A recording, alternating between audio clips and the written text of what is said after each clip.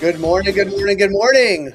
Welcome to Cultivated Live. My name is Jay Rosenthal. I'm the co-founder of Cultivated Media, the host of this program, which is called Cultivated Live. And since we launched almost exactly a year ago, our goal at Cultivated has been to be cannabis industry first, providing you with the most important, insightful, useful, and timely information every single day. We do that through our daily newsletter, which is called Cultivated Daily, which you can find at cultivated.news. We do that through this daily live stream, which is called Cultivated Live. We would love if you followed us on LinkedIn, subscribe to us on YouTube, and most importantly, get our newsletter in your inbox every day at cultivated.news. As you can see, I am joined today by Ashley Ciccel. She is the co-founder and CEO of Higher Innovation. They are in Pflugerville, which starts with a Yes. P, interestingly enough. Pflugerville, Texas. Ashley, welcome. Thank you so much for having me, Jay. I'm happy to be here. How did I do with Pflugerville? You did it right. You did Okay. it right. That silent P, but it gets a little dicey, but you I did know it. the silent P followed by an F. That's the thing that gets me. I've only said it once, but now I know it's north of Austin. Yes. Yes. See, now I know. The other thing that is interesting, we don't often, even though it's a huge state, a populous state, we don't often talk to cannabis-related companies in Texas. How are you Yes. finding the general vibe of cannabis in Texas? I guess we'll start there. Yeah, I think it's a really interesting vibe here. We sit in a unique area within the cannabis industry because we're not plant touching. And so, we're making hardware, we're manufacturing goods, we're a technology company, but we still run into the same challenges that exist within the cannabis industry.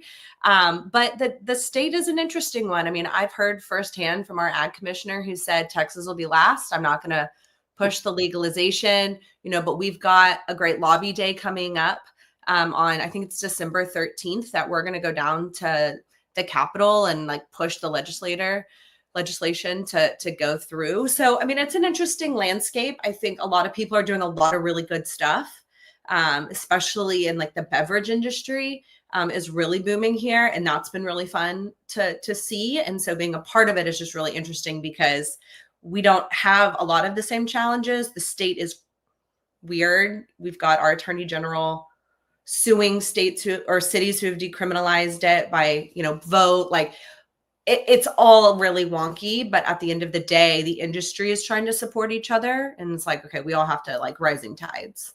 But what has become clear is that doing manufacturing large and small, it is a good state to do that in, I would imagine. Yes. And talk a little bit about that because obviously you are manufacturing products. Talk about sort of the products and then we'll sort of reverse engineer, product term, back into sort of the startup story.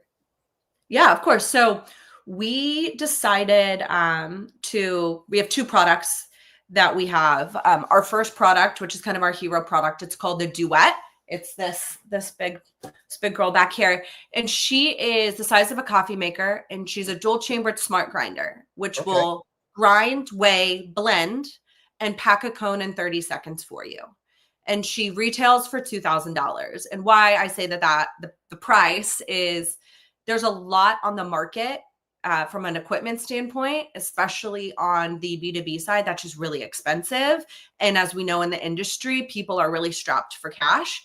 And so we've been in beta this year with the product at a few grows because it has large capacity. It can do up to 1,000 a day versus some of this other machinery, which is so great. And we can be complementary to that machinery, but a lot of people don't have those $250,000 to buy these big machines. And so allowing a level of automation to come in, we can do that for them. And then our second product is called the Hot Box. It's an it's a battery operated air purifier, which will help kind of eliminate the smell and odors in small spaces. And, you mentioned that we're in Texas. So that is why this product was created. So my husband and my co-founder, he's like, I'm a Black male who runs a cannabis company who smokes weed. I don't want to get arrested, even though I'm in Travis County and it's decriminalized here. That shouldn't be something that we're concerned about if, you're smoking and you're using it for whatever purpose, recreational or medical.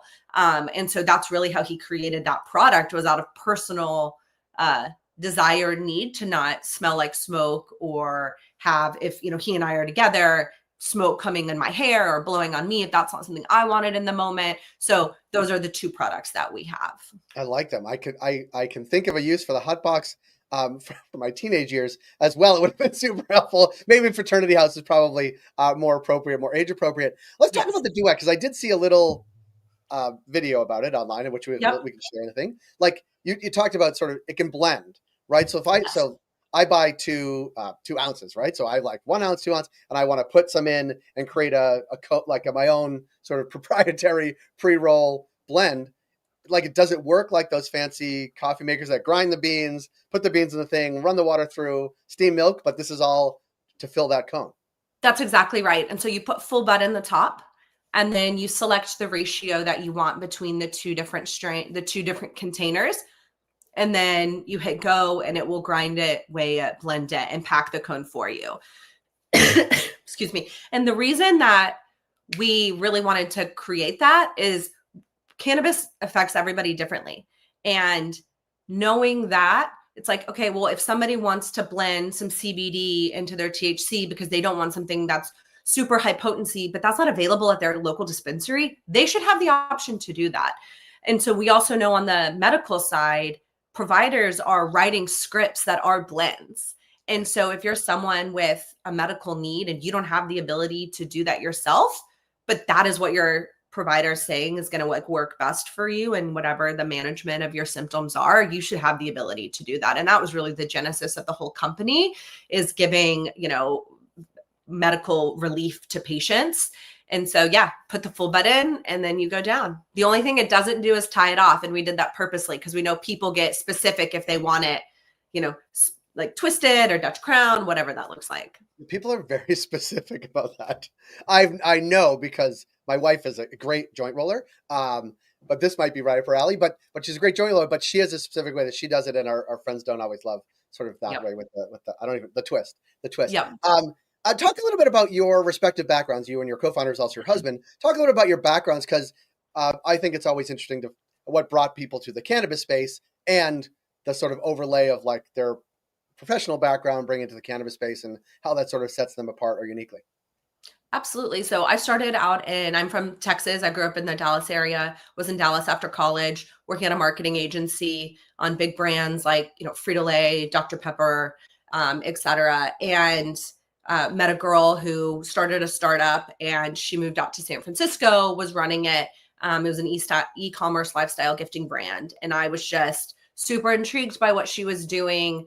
Fast forward, I ended up moving out to San Francisco, first employee, kind of helping to build that foundation of the business. And we started out selling care packages that you could sell to yourself or someone else.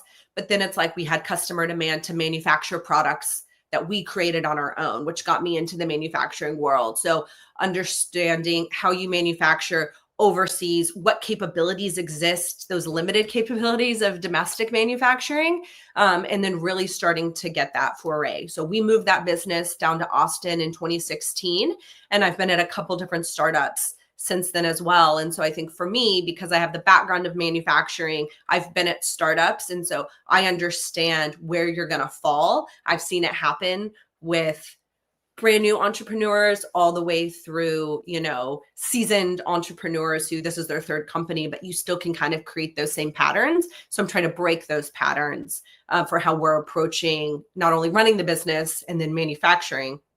My husband's background is in technology. He's from Little Rock, Arkansas, grew up with a military family. And so that's a lot of kind of the impetus to how the duet came to be, giving veterans the ability to have access to plant medicine in an easy and accessible way. And he's got a background in technology. So he worked for large technology companies. So these are his inventions, his ideas. He came and was like, I have this idea. I was like, I know how to make stuff. I've manufactured before. And so then we just started the process of how are we going to manufacture it? What are we going to take on as a manufacturer? We are a US made company. 95% of both products are made here in Pflugerville. But that 5% that we have to outsource is not because we want to outsource it. It's because that functionality, that those capabilities don't currently exist stateside. And so we are just trying to kind of make it different in how we're manufacturing our products. Yeah, it's a very cool story. Let me ask you a question. So, obviously, MJ Biz is coming up in a couple of weeks in Las Vegas. You will be there. if I find you there on the floor, you're going to tell me your booth number. Like, will we see these products in action?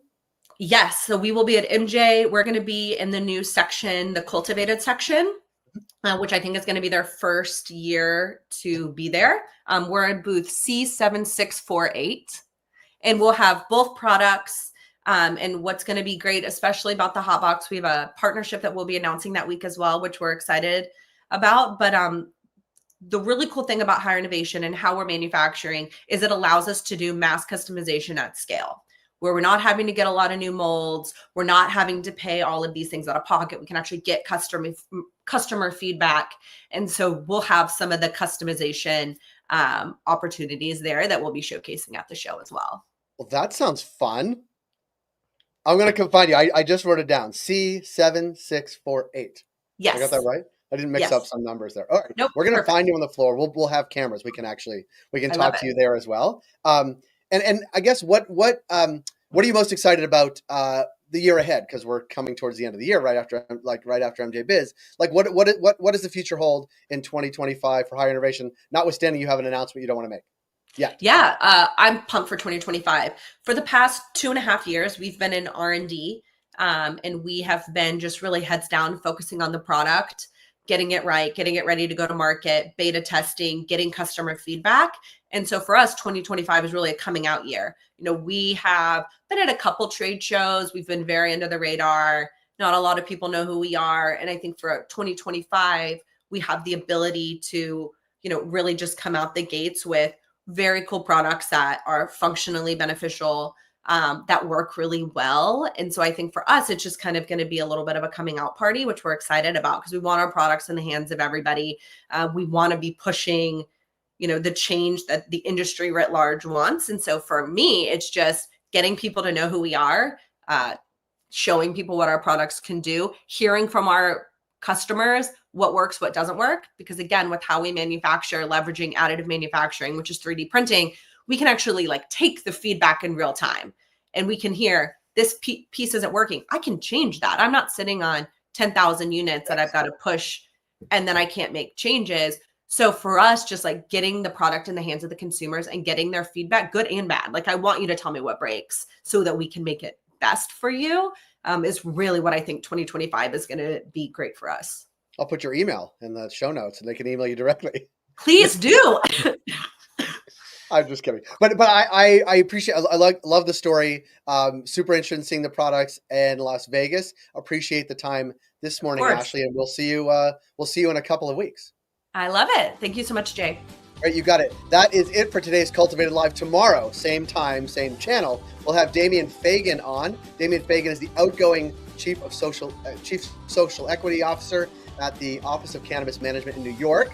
So that is going to be a great conversation. Lots happening both with him, but also in New York that we want to check in with. Ashley Ciccel from Higher Innovation, thanks for being here today. We'll see everybody tomorrow, 10 a.m. Eastern. I guess it's 7 a.m. Pacific. Not many people tune in on the Pacific in real time, but be sure to follow us on LinkedIn, YouTube, and get the newsletter at cultivated.news. We'll see everybody tomorrow. Thanks, Jay.